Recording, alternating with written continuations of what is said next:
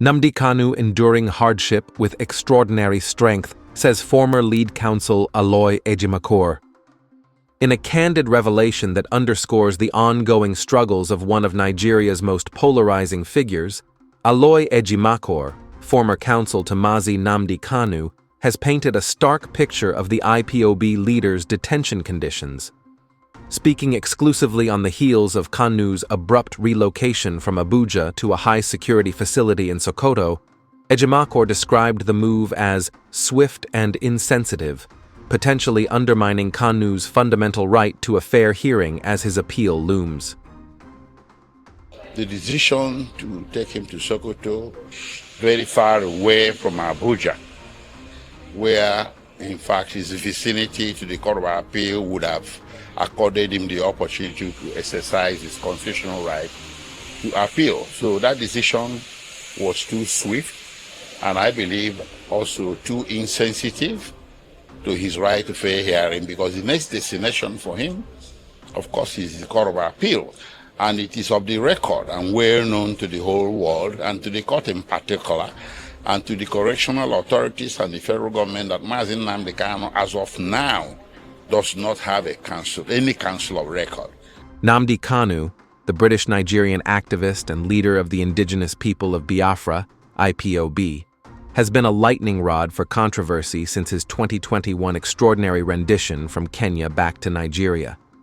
Charged with treasonable felony and terrorism-related offenses, Kanu has long maintained his innocence, framing his activism as a legitimate struggle for the self-determination of the Biafran people in southeastern Nigeria.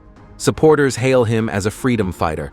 Detractors view him as a separatist agitator whose rhetoric has fueled unrest.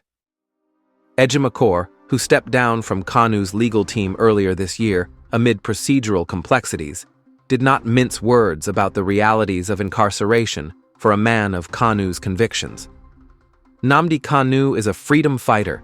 He understood the implication of being a freedom fighter, Ejimakor stated, his voice steady but laced with empathy.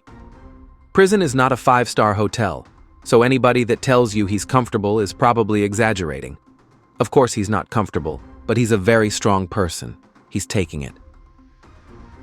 The lawyer's assessment highlights Kanu's resilience amid what he described as the inherent perils of activism in a not well-ordered society like Nigeria. He understood the risk, the grave risk of being a freedom fighter, especially in a country such as ours, Ejimakor continued, so he prepared his mind for occasions like this. Yet, even for a man mentally fortified for adversity, the latest development in Kanu's saga, a transfer to Sokoto Maximum Security Prison, has sparked concerns over access to justice. The relocation, executed with remarkable haste just one day after a court ruling, has drawn sharp criticism from Kanu's allies. Sokoto, located over 700 kilometers northwest of Abuja, places the 57-year-old in a facility far removed from the capital's legal ecosystem. Ejimakor argued that this decision thwarts Kanu's proximity to the Court of Appeal in Abuja, where his challenge to a 2024 ruling upholding his detention is slated for hearing. The decision to take him to Sokoto, very far away from Abuja, where, in fact, his vicinity to the Court of Appeal would have accorded him the opportunity to exercise his constitutional right to appeal, he said. So that decision was too swift, and I believe also too insensitive to his right to fair hearing. Compounding the issue is Kanu's current lack of formal legal representation. As Ejimakor noted, it is of the record and well known to the whole world, and to the court in particular, and to the correctional authorities and the federal government, that Mazi Nnamdi Kanu, as of now, does not have any counsel of record. The timing of the transfer, mere hours after judicial proceedings, raises eyebrows. Taking him to Sokoto that way the very next day, with the full realization that his appeal was oncoming and was going to happen, smacks of insensitivity and is a little bit suspicious as well, Ejimakor remarked, choosing his words carefully to avoid outright accusation. So taking him to Sokoto that way the very next day with the full realization that his appeal was oncoming and was going to happen, smacks of insensitivity and is a little bit suspicious as well. Human rights advocates have echoed these sentiments, warning that the move could constitute a subtle form of obstruction. The Nigerian Correctional Service, NCOS, has defended the transfer as a routine security measure, citing threats to facilities in the south amid IPOB-related tensions. However, critics, including Amnesty International, have long documented systemic issues in Nigeria's prison system, from overcrowding to restricted access for lawyers and family. Despite the gloom, Ejimakor struck a note of cautious optimism. But be that as it may, I'm going to stop at that, and well, I hope things will improve as the days come by. For Kanu, whose health has reportedly deteriorated in custody, marked by complaints of high blood pressure and limited medical care, the path ahead remains fraught. His supporters continue to rally, with Free Nnamdi Kanu trending on social media platforms, demanding his unconditional release. Change courtroom games. They say justice is blind, but she knows every tribe by name.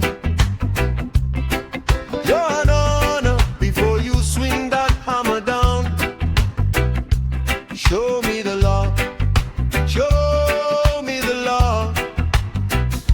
Show me the law. Show me the law. Show me the law. Where is the section that makes freedom a crime at all? Show me the law. Show me the law. Show me the law. You pardon the killer but bury the man who talks. Show me the law. Show me the law. Show me the law. If Nigeria is one, why the double door justice for all? Bandits get amnesty, monthly pay and a smile. Terrorists set with governors shake hands for a while. They burn down our villages, collect ransom in style. But a man who spoke truth gets life on death row file. Python danced on my people, bullets tore through the night. You called it operation, we called it plain genocide. Yet the dancer walks free and the singer must die. Tell me, your lordship, which one is the real crime? Show me the law, show me the law, show me the law. Read me the line where conscience became a sin at all.